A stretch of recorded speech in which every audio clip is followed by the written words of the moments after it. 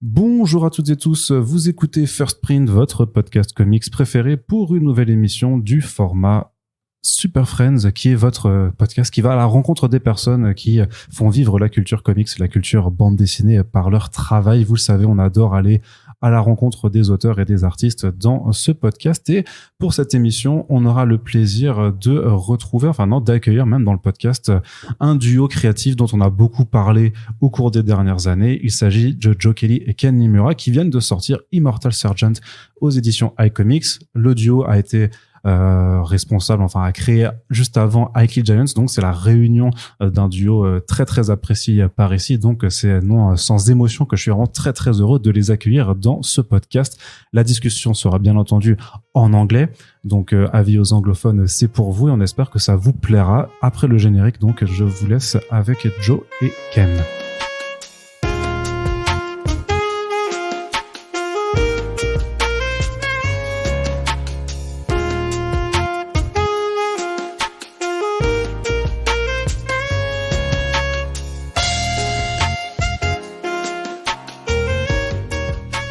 Okay, so it's really a pleasure, a very great pleasure to have you here in our podcast, Joe. Thank you for being here. Ken also. Hello, guys. Oh, hi. Thank you for having us. Yeah, super happy to be here. So the deep voice is from Joe, the deeper voice is from Ken, if you want to distinct them. So we are going to speak a little bit about your collaboration. It's a double-crossed interview because you both guys have been working together for Kill Giants and Immortal Sergeant. So my first question is quite simple. How did you guys meet, basically? Sure. So this is Joe, so you guys can get used to the voices.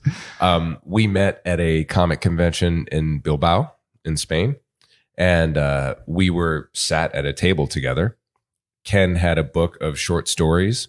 I don't remember. I mean, it was quite a while ago, so I don't really remember I don't think I was there for something specific. It was just I was invited, and of course I go. So it makes me very happy.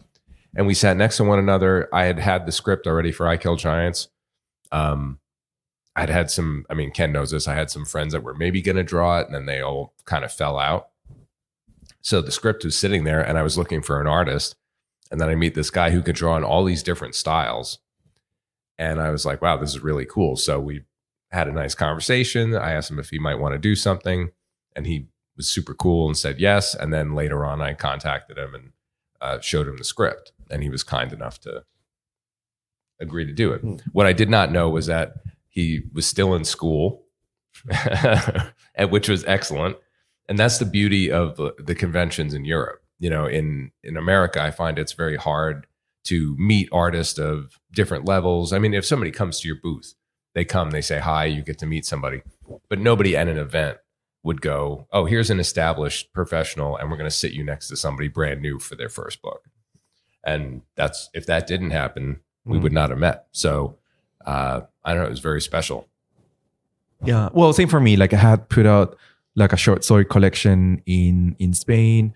Just by chance, they were like, would you like to come to the festival? Which was super exciting. And then, suddenly they sit me next to Joe, whose work I knew. So yeah. And, I said yes to he wrote the email and I was like, fuck yeah. Like, it's funny because I've never thought about working in the States. So that was very exciting because it was unexpected, sorry. And, but yeah, like I'd never done anything long or, nothing beyond, short story. So it was very new and it was a challenge. And it was like, I didn't know if I was going to be able to make it actually. But, so in a way, like Kill Giants came out 15 years ago and I consider my career being like 15 years old too. Like, it's my first professional book. So in that sense, like it's a book to which I own so much. It's like my whole career started with that. Okay. How would you describe your work relationship? Because it's a quite special relationship that you two guys have that you don't find much in the industry. Who wants to start? I'm like, which one? Who's going to say I love you first? It is very special. It's been really incredible, and it's evolved over time, which has been for me excellent. Giants, I already had that script, like I said, and Ken, there were absolutely the things he added, like Barbara's rabbit ears are a perfect example. Like that was not in the script. That's something that Ken created. So he was always generous with ideas, and then his execution of the things that I had in my mind were always very masterful. And then we worked on a few things in between, like a blackjack story for a Japanese magazine and some stuff at Marvel. And it was always I think it was always a very good give and take, But then Sarge was a very different kind of thing. It was sort of, he was getting the work almost in real time. Like the first draft was pretty raw.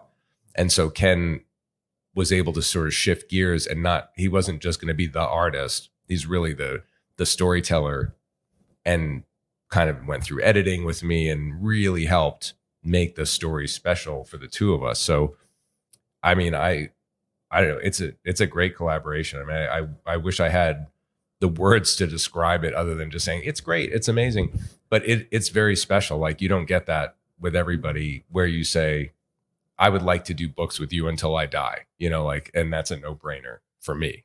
Ken may feel different. Maybe he's like, this is American, No, but I guess the difference between the two books is that, as I said, like I Kill Giants was for me the first professional book. Immortal came out around 15 years ago. And in between, I worked in Japan. I published there. I've been published in the States too, but I had that experience of working with an editor, the Japanese way, and like re-editing like storyboards, blah, blah, blah. And so that's kind of what I think that experience is, that thing Joe's talking about, which is like, so when he sent me the script, I did one version, which was exactly what we had on the page as a storyboard. And then I prepared like a second draft, which was like, if I had the liberty of like re-editing this, I would do it this way, which is like, maybe I would cut this scene, I would move this as scene here, I would add this, a scene of this kind here. How about this line of dialogue that goes here, there? And I sent Joe both of them. And I was like, listen, it's really, you didn't ask for this. So I've done it because I thought it could be interesting. And I was like, if you don't want to change a comma from the original script, I understand, because it's your script. And so it'll be this version. And this is like a proposal. This is what it could be. And so Joe was decided to go for the second one, which meant that it wasn't just like the way the edits I sent, we reworked that on top. Like he was like, okay, seeing those edits, how about these other scenes? How about these other things? And we worked and reworked the storyboard for a pretty long time. You could say the Japanese way, until we found like the right shape for that story. And oftentimes, so on the one hand, I think that for Joe, they were the first drafts. It's a very personal story. So it's difficult to take some distance from and be able to look objectively to what you have. And for me, it's the opposite. Like I'm very happy to work on the book, but I needed some work to be able to fully understand what I had in front of me. So we were doing this work in parallel of like Joe getting some distance and me probably getting closer to the material. All of that through like rewrites. And the rewrites at the end of the day are very simple, because like it's more about like how does it feel? Like, do you feel something's missing here? And sometimes just about like the emotional curve, if you could. I don't know. There's something you're like, I cannot explain objectively, but I think we need something here, or this might be too much, or whatever. So we just like worked, polished, and cut and paste and did everything we needed until we found like the right shape for it. And then it was like drawing, and even after drawing, we did some edits and changed things here and there. But I guess like we could do that because like Joe was willing to do that, which is very uncommon for writers. Sometimes like it's like I have a story and I want it to be this way, which I perfectly understand. And then because I had worked in Japan, I had that experience, so we could kind of like work with in that like relation. Yeah, and then trust. I mean, I trust Ken implicitly. So that was one of my following question to see if the choice of Ken for the drawings was really a personal choice also, because I assume that IQ Giants and Immortal Sergeant are your most personal comic books. Absolutely. And so that's why this is Ken, who is drawing them. Yeah, I mean, like I said, Giants existed before I met Ken, and it was already a very powerful story for me. And then because it is so beautiful, and I can only imagine it now this way, obviously, like this is the way. Even the friends of mine who, like I said, at one point or another may have done it. I actually showed Ken a piece of art from a version he had never seen. Because I think it was like embarrassed. Not embarrassing isn't the right word, but it's almost like, it's like showing your wife something from your old girlfriend, right? It's like, so I was like, oh, I don't know if you've ever seen this, but this is the only way I could ever imagine it. And so that level of emotion and heart that really came through with Ken when it came time for the next project. Ken very smartly, we would talk about different projects and he was like, well, that sounds fun, but how much do you care about it? Like, is it really your heart is in it? And we just kept coming back to Immortal Sergeant, which is a story I've wanted to tell for a very long time, but found very hard to do. So once we said, yes, this is going to be the project, I knew I was in good hands. Like, I knew that something that I cared deeply about was going to be treated not like a Fabergé egg that's so delicate, but treated with the weight and the respect that I would hope. And then I was going to get back from Ken all this incredible stuff that would make the story better, which 100% happened. And I assume also that you have to get this trust between you two to also let Ken know you better than he ever did before, because you put a lot of yourself in Immortal Sergeant, which has an autobiographical vibe, isn't it? Yeah, absolutely. Yeah, he's got a lot of the dirty laundry. He's seen probably too much, but no, Ken. And it was funny because there were times where we would talk about the relationships, and he'd be like, "This is really uncomfortable, isn't it?" It was hard for you to write. It was like, yeah, it was not all of this was easy, even though it's a dramatized version of myself, of my father. The relationships are similar to real life. There are events that are similar to real life, but all of it I pushed much harder. But it was uncomfortable, and I just met Ken's father on this trip, and they have a very nice relationship, and I'm sure this was very alien to you coming to this. No, not at all. Is it hard to to get into someone's mind, even if it's romanticized? You still had to put your place into Joe's mind to figure the whole familial structure and the dynamics between the Sarge and his son. Yeah, to me, how can I say, like, the more you simplify what you have in front of you as far as the story in Immortal Sergeant, the easier it gets. So if you simplify it to the core and you're like, it's a story about like a father and a son, or a story about like how do you reconcile the idea of there's somebody you love, but there are some things about that person you don't agree or love at all. How do you relate to that person? That I can perfectly understand. When it comes to little by little, like adding details, that becomes more specific, where it's like, oh, it's said in the States, it's said in this specific context with these specific people. And then that extra layers is what makes it a bit more difficult for me, because I've never lived over there, and I know what I know from the outside. So those were the details where one thing that we talk about at the end of the book is that as I was drawing everything is done more or less in parallel, the storyboards, the character design, etc. But during the storyboards, that's where I finally understood, like, at first I wasn't too sure, like, is this a story about like father and son and they're both equally important? Are we just talking about them from the outside? Or are we supposed to like understand the father, Sarge, and Michael's there just to like support that character? But I was like, no, actually, we're looking at Sarge from Michael's point of view. That's the story. We're looking at him. We are not being him. And so on the storyboards, I drew Michael as my own caricature, because I was like, that's going to help me look at it somehow that way. And as we were doing the character designs, we more or less like found the design for Sarge, which is very specific, very like I would say like more difficult for people to identify with it because it's very specific. And so we were like, okay, so what character should we have next to him that would make the like contrast good enough to have that distance? And although I tried many, many different designs, somehow at the very end, we ended up with one that looked a little bit like myself, based on probably the experience in the storyboards and based on the fact that, you know, I'm not too different from Michael, age-wise and everything.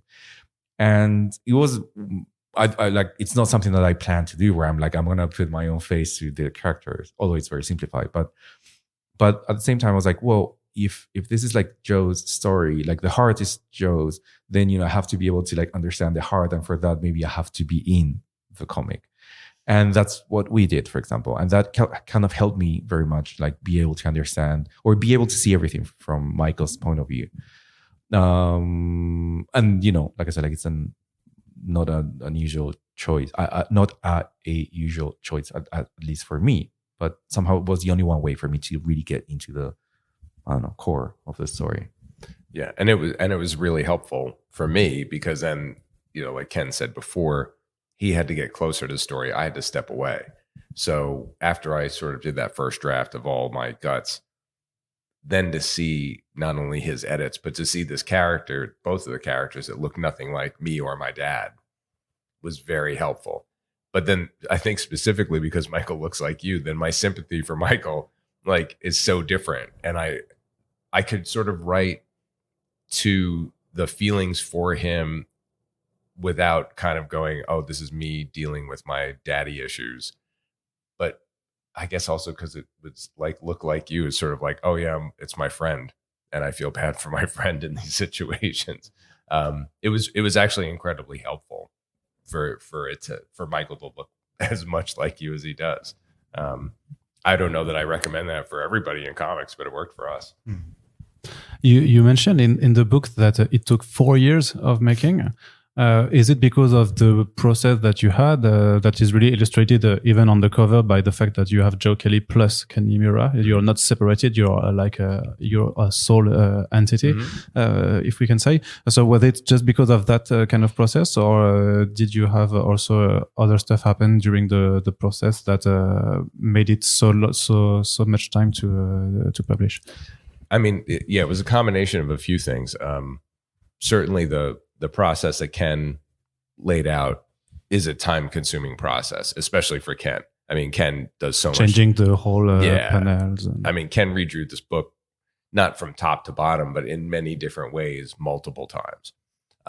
So that's a ton of work. And we both have other things that we're doing also during that time. Then we had, it did take me a long time to write the script, just in general, to sort of get it out.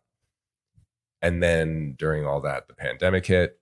And then the cherry on top was, you know, in America, we had this summer of the police brutality that led to Black Lives Matter protests, which very directly had an impact on how I was thinking about this story and freaked me out a little bit, honestly, about, oh, now I'm going to do a story about a policeman. You know, I can't change the fact that my father was a cop. Like it was always the story. But it certainly had an impact then on, well, how do we tell this story now in this new world? You know, do we have to change things? Do we need to address some of these elements? And that's when we decided to bring on Joe Illage to help edit the book. You know, Joe's a Black man, lives in America, loves crime stories. So it was like he was really able to parse out like, okay, here's me looking at your crime story. Here I am as a Black man telling you how I feel. And there was some stuff, it wasn't like, oh, this offends me. That's not the way he approached it. It was much more, we might have a scene that we thought played out in an interesting way. And then he would sort of add the angle of like, well, what you're missing here is that these are the types of microaggressions that we deal with all the time from people like Sarge. So the diner scene is a scene which I've had from the beginning, reworked a few times because of Joe's input, to really make sure that scene came off the way I meant it to, which is that Sarge in his weird way was helping this woman, not in his weird way was being aggressive at her. And that was Joe's help. That was something that came from him.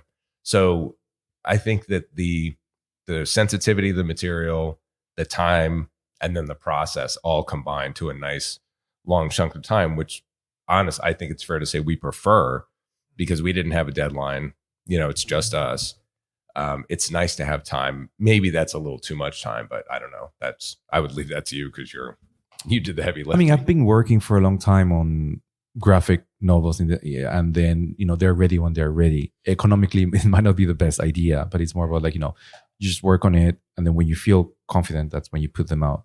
So that was pretty much it. If we had needed more time, I think we would have just allowed ourselves more time. That's it. So we finished it and we're confident. And only when it was pretty much finished, that's when we talked to Image for the original version, and we were like, okay, let's release it in within this time frame and everything. But it wasn't until then, I think. Yeah, I know that you wrote it down in the book, but could you a little bit explain also the genesis, the basis of Immortal Sergeant? So we're into the story of a cop which is going to go on his how do you say it in English? Oh, a cold case or. No. To retire. Yeah. Sorry, and he got a lead on an ancient case that he never got off his mind, and he's leaving, and he kind of steal his son with him to help him, whereas the two of them cannot bear themselves. So, what were the basics of this story? Where did it come from? Or yeah. Oh, sure. So, I mean, my dad was a policeman, as we've said. He was a perfectly fine father. My dad passed away when I Kill Giants came out, and my father was the basis for writing I Kill Giants also. So I have all my daddy issues in my comics, but he was a very charismatic guy. He could be very funny, but he was a retired policeman. He retired when I was very young.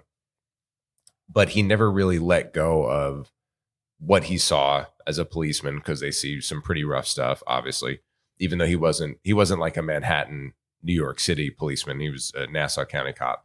But you see the worst of the worst, right? Nobody calls the police to invite them to a party, right? You get called because something bad happened.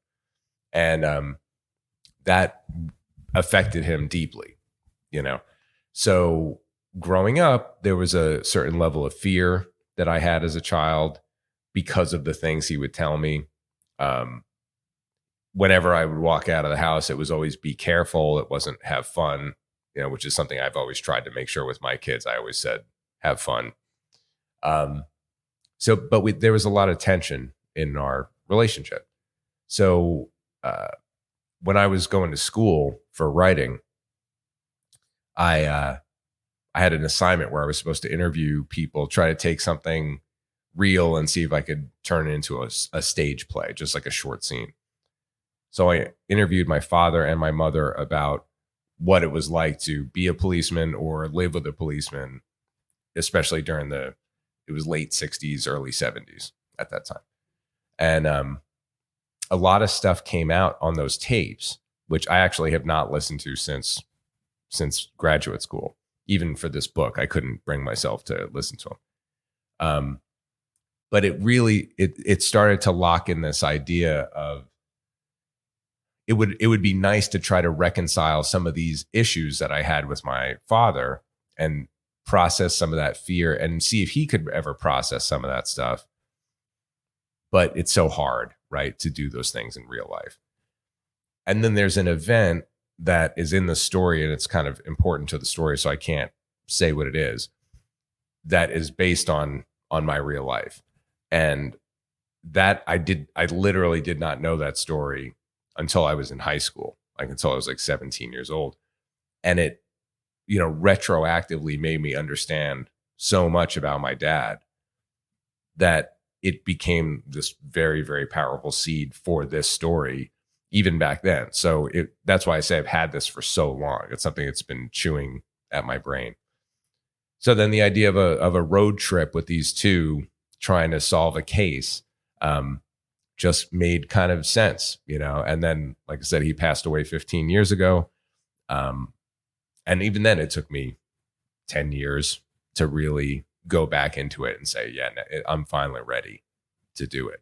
But it was a matter of being able to do it personally and professionally, maybe, because maybe you didn't know also how to write it and how to put the words. Absolutely. Yeah, I would have done it. When I went to graduate school for screenwriting. So it would have been an attempt to do it as a film the first time around. And I probably have somewhere the beginning of an outline, where I was going to try to do that. But it didn't manifest properly. And my dad was not as bad as Sarge in a lot of ways, but he certainly was like, it's the kind of racism I refer to as suburban racism, which is like, it's not the overt, like, oh yeah, I don't want those people living in my neighborhood. But there's definitely like, oh, if he knows you, you're one of the good ones. But if he doesn't know you, then maybe not. I don't know, and that was sort of how he was. Because he saw a lot. The line where Sarge says, when you see a majority of the crime committed by a minority of the people, you get opinions. That's a direct line that my father said at one point when I called him out on being kind of racist. And him not understanding, and certainly, this is a long time ago, we weren't having the conversations of white privilege and the things that we are today. So he'd never had that sort of context. In his mind, it's like, oh, everybody was equal. It's the sort of American fallacy of like, oh, we're all equal. Well, technically, but maybe not so much. So to be able to do, and he mellowed out also, I should say, as we got older. We really had a good relationship, by the end. But to get to process those things through drama, was certainly a goal of mine for a long time. But it would have been, I would love to have given him this book, but it would have been very hard for me to actually have written it. Even, I don't know, even a few years before he passed away, it would have still been hard. So yeah. And how did you guys, you two, just did the pacing of the whole story? Because so it's 9 issues at Image Comics, if I recall, and you have the basic line, the storyline. So if you've got this case, you have to resolve it, and eventually you have a resolution. But you have some in between scenes that allow the evolution of the character, the main character. But you have also certain scenes that you could have not put into that book. So how did you construct the whole stories, chapter wise, and how do you decide to put these kind of moments in the book? Do you want to do it? Or? Okay. Sorry, I'm having a little coughing, but I always felt that it was important to acknowledge that while we were going to track the father and son in the story, like I said, that first interview I did with my parents, my mother was a part of that story. And so the women in the lives of these characters were very important to put into the book, because not just to balance out like, oh, there's a lot of masculinity. Like I don't think that way, but it just felt like these guys were both protected by women in their own ways and sort of supported in ways they didn't fully understand. And I for sure know that was the case with my mother and my father. And I would say is the case with my wife, like she's very grounded. She's Miss Moet from I Kill Giants, right? So she's the counselor. She has a regular job. She's got a heart of gold. She takes care of everybody. I'm the crazy carnival idiot that lives in the attic and writes stories, right? Like we have a very strange relationship. No, not a strange, it's an awesome relationship, but I don't know that I don't even know if I'd be alive today if not for her, right? Like she's a grounded human. And so those cutaway scenes not only help break the tension of what's going on with Sarge and Michael, but they give you that other angle into these characters through these women who are really strong and interesting and have put up with a lot of crap in their own lives, dealing with the fallout of a cop's life. So for me, that's why all those scenes exist. Yeah, I guess like it's more about on a road trip or any trip in life. It's if I go on a trip and then I plan it ahead and I'm like, we're going to visit A, B, and C. Sometimes I actually do that. It's like I just go exactly to the checkpoints, and you go back home, and it's like we did it, but it's maybe not memorable. And it's oftentimes when something bad happens and everything goes to hell, and you end up in a place you didn't plan, that it starts to become fun, and maybe you don't go see exactly the monuments you wanted to go see, but you had a memorable trip. So I guess like for a story, and especially a road trip, it's like on the one hand you need to go to certain checkpoints, but you also need like some space to breathe, to let the characters just be. And I guess in the case of if we're thinking about in terms of, let's say, manga, like on the one hand, you want the scenes that will propel the story forward, but you want other scenes where you're just like having the characters, let's say, sitting still, and where you're maybe basically asking the characters, how are you feeling right now? And having those moments, I think it's very, very important. So I think that probably, some of those scenes were more, let's say, character-driven pieces, where it's like, what if we have these characters here? What would they do? And what would they be feeling at that point? And they're an excuse to just like play with them, and be an excuse to understand exactly how they're feeling, which is something that I think is very, very important. So from a technical point of view, given that I didn't live exactly Joe's life, so from my point of view, it was more about like having that balance between like moving forward and having time to breathe, you could say. Well, and what was great too is that Ken, in having that objective view of the story, we put them all in the back because he drew them, but took out a lot of chunks of scenes where it sort of would feel repetitive. Like my dad did tell a lot of stories about being a cop, and some of these stories, I mean, all the stories are, I assume they're true in some way, but they're like the legends I grew up with, right? Where he would just tell a story. He'd always forget he told you, or he didn't give a shit that he told you already. He would tell you again. And those stories really were foundational for me. So I wanted to give the experience of what it's like when, and I don't think I'm unique in this case. I think if your parent is a policeman, a fireman, a doctor, like an EMT, right, an emergency medical technician, like they have no other way to process this information. So like it just comes out at home. Like you just talk about it in weird ways. So I was trying to sort of convey that, I think maybe too much, which is why it was good that Ken plucked that out. So seeing those cop stories, I just wanted people to sort of feel it, feel what it's like. Because now as an adult, for better or for worse, you develop a very dark sense of humor as a police officer. And then I think that got passed on into my family, because I have an older half brother who I consider my brother. It's not even an important detail. He's my half brother, and a younger brother. And we've all heard those stories so many times that when we get together, we can tell those stories joking around like it's our dad telling those stories. And we think they're just as funny, even though we know they're disturbing. It's like this guy tried to kill himself and X, Y, and Z happened, or this woman called us about a domestic abuse case, but she hit her husband in the head with a frying pan. Like these crazy things that they saw.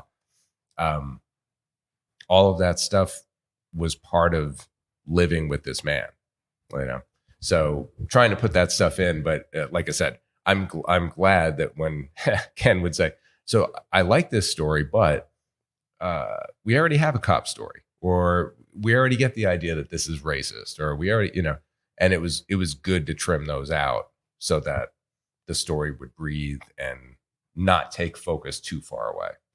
And do you know how to convey emotions with characters? Because it's easy to just draw a smile to show that someone is happy, but we see a lot of different emotions shown in the book. And I really like, for example, how the eyes disappear when you have glasses. For example, to see someone that is just either moody or just really sad. How do you make it as an artist? The emotions. How do you make the emotions by the drawings? I guess the first step is going back to what we talked about, the storyboards. which is like we know exactly what's happening in each scene, and we know what the characters are feeling there. And so, because the way I like thinking about comics, it's not that much about what we have on the page, but it's more about so rewinding. So my role, or the way I see my role for Immortal Sergeant, was like, there is a story that Joe has, and I'm there to, of course, like add as much things like as I can, but I'm there to facilitate that story, or to do the job needed to, in order for, let's say, you as a reader, and understand what Joe is saying.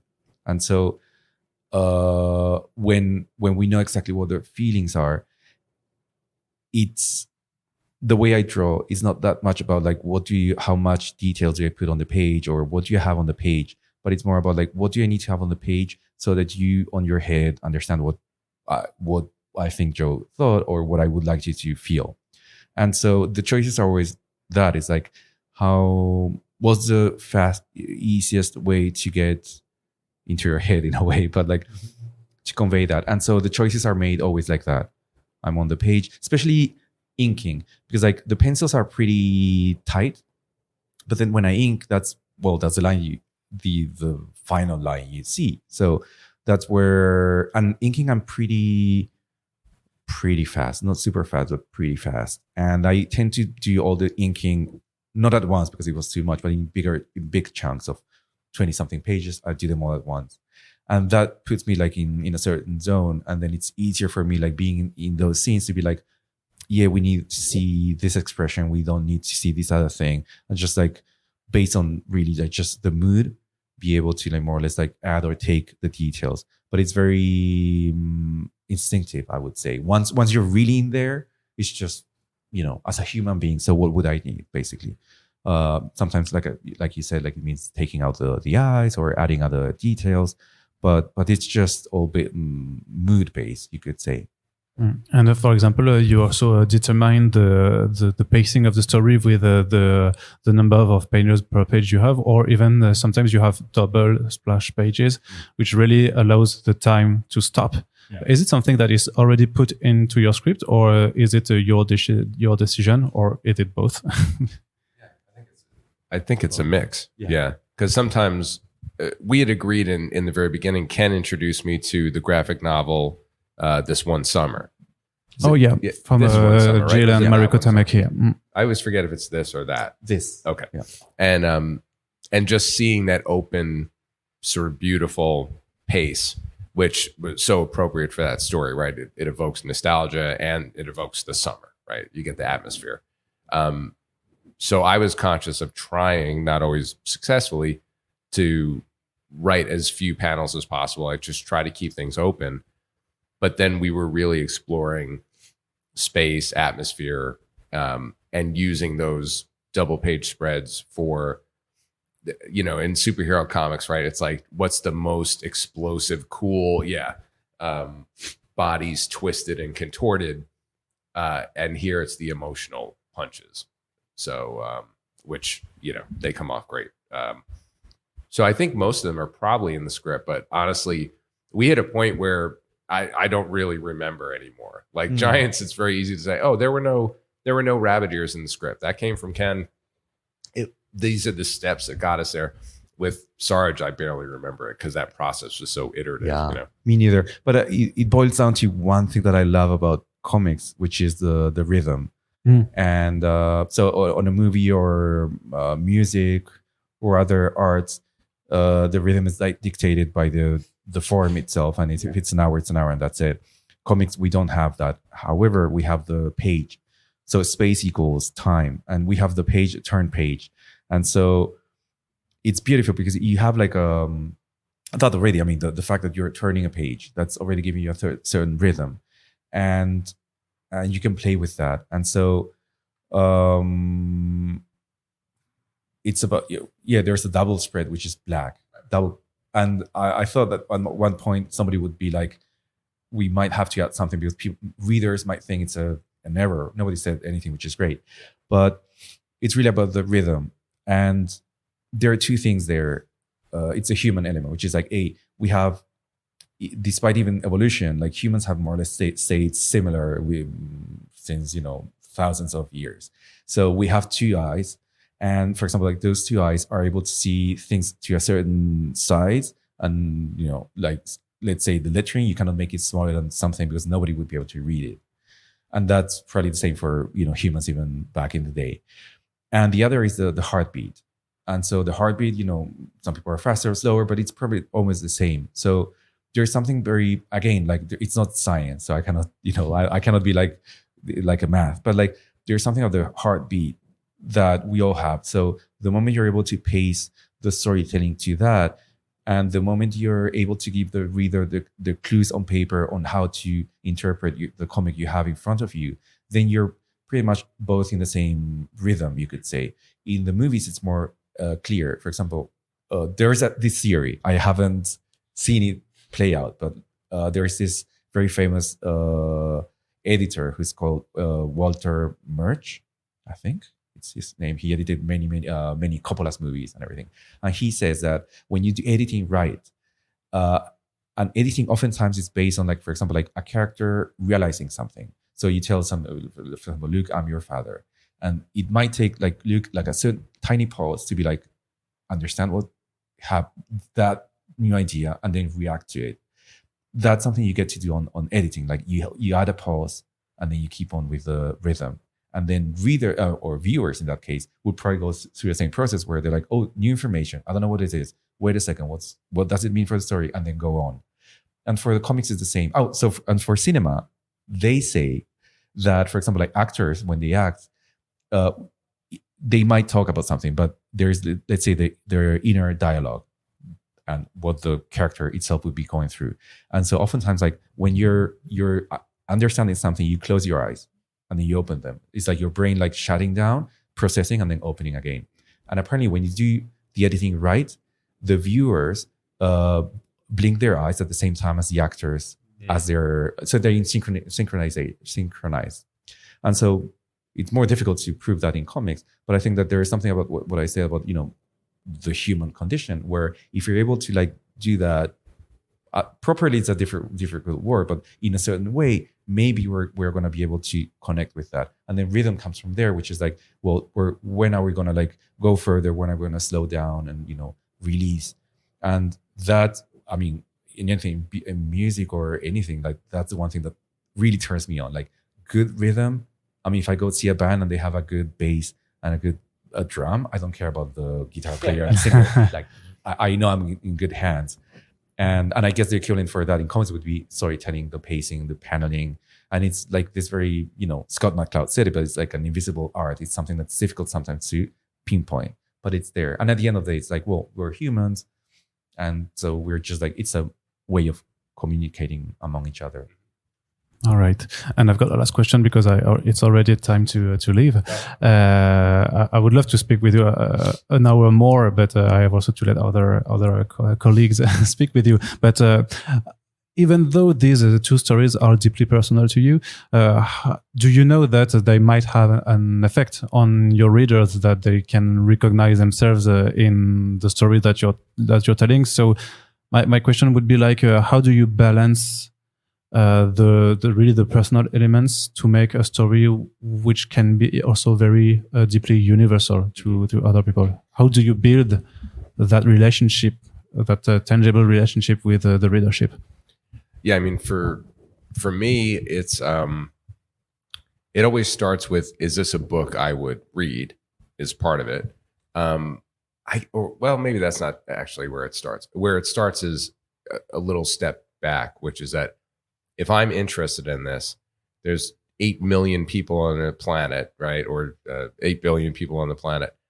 A couple of them probably feel the same way, right? And so it's just, can I convey the story in such a way that those few will find it? That little bit of confidence is what I think propels all artists and creators out into the world. Because if you're just doing a thing and you don't think anybody's going to ever receive it, then almost why bother, right? So I always feel that there's an audience out there. And then this, the generalities come from the details, which is sort of weird, right? Like when we see it all the time when we see a movie that feels generic because they're just going A to B to C to D. We're like, yeah, okay, the story was fine, right? It doesn't mean anything. And then you see something, Yorgos Lanthimos movie, right? Like The Lobster. Like Lobster is like such a bizarre movie. But you sit there and you go, no, that's what it feels like when all your friends are getting married and you feel the pressure of being in a relationship. Totally get right. And then that sticks with you, it feels sticky. So I hope to do those things. Even when I'm doing superhero stuff, I try. But with these projects, it's very important to try to find that tension, and it usually comes in the specifics, because even if we've had a lot of people on our little tour here who've read the book say, even though their father was not a cop, not racist, whatever, that they related to the relationship between father and son, and the things you can say into with another member of your family, and the rudeness that you can have, and or the things that you don't say also, because there's a lot of tension that comes from the fact that they don't speak. Right. Yes, exactly. And I think that if we had done almost the exact same story, but it was smaller and it was set in a house and it didn't have the police element, it probably would have been fine. It would have been a nice slice of life story, but it wouldn't have felt universal, even though it was specific. So, and the same with Giants, Sorry, that's my pass. How do you make something universal, even though the story is kind of personal? How do you make a story universal, even though you're drawing yourself into a comic book? Yeah, well, in this case, because they were both like Joe's scripts, for me was, understanding the script. And again, like once you get to the very core, it's always about something that's very, very simple for good and universal. So that's it. Like for me, it's understanding that thing and being like, okay, that's our, guiding light, and we're just gonna stick to that. Like that's our idea. All the process is about that. Like we know what we're talking about, so we'll know it's done when we know that works towards the idea. So, but me personally, yeah, like I really enjoy like watching movies from, let's say movies in this case, like from very foreign countries to mine, and understanding, at the end of the only possible realization is like, oh, it's very similar to what I know. How come, how not? But that's a beautiful thing, I think. So, and that's one of the very beautiful things about art in general. Like it's just about being able to say, like, in this specific corner of the world, there are these certain people that feel this way, and you hope that somebody elsewhere feels the same. And, oftentimes it's the case. Yeah, it just comes back to telling the truth. I mean, I think that's it. And it's the same as why I feel like I love working with Ken. It's like Ken is completely truthful. If he reads something, he's like, I don't think this works. We fix it. There's no nonsense with us. And I feel like you have to do that with the reader. So the part of the contract is that if you're going to buy this book, you're getting something that we believe is true. Whatever that means. It may not have, like, we don't have answers to the big global questions of how do we deal with the police or any of that stuff, but the perspective of the characters and the story that we're taking you on is true to us. And I think if that element is in there, you connect with the bigger audience. So luckily Ken makes that happen. Do you have another project in the making, the two of you?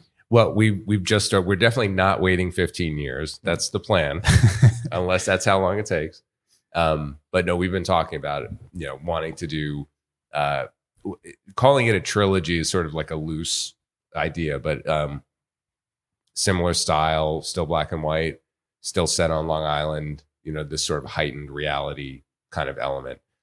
So we know that, but what it is yet, not too sure. All right, but we are looking forward to the third collaboration.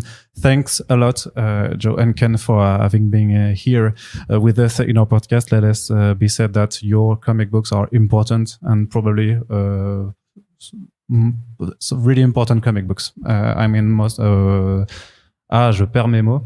I'm losing my words, but I don't think it's just for me, but I think there are one of the most powerful comic books I ever read. The both of them. So let it be said on the record.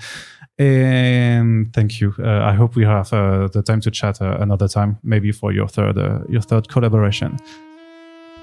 C'est donc la fin de ce podcast déjà. Effectivement, on aurait aimé que ça dure un petit peu plus longtemps, mais vous connaissez les impératifs. Parfois, il faut laisser du temps aux autres aussi. Mais en tout cas, si ça vous a plu, on vous rappelle donc que Immortal Sergeant et Aki Alliance sont disponibles en France chez iComics. Donc, vous connaissez notre amour pour ces bouquins. Donc, on vous répète que c'est important d'aller lire. Et surtout, si vous appréciez ce travail, vous pouvez soutenir le podcast et les auteurs qui y passent en le partageant sur vos réseaux sociaux. Merci à toutes et tous de nous avoir écoutés. Puis on se dit à très bientôt pour la suite de nos émissions. Salut.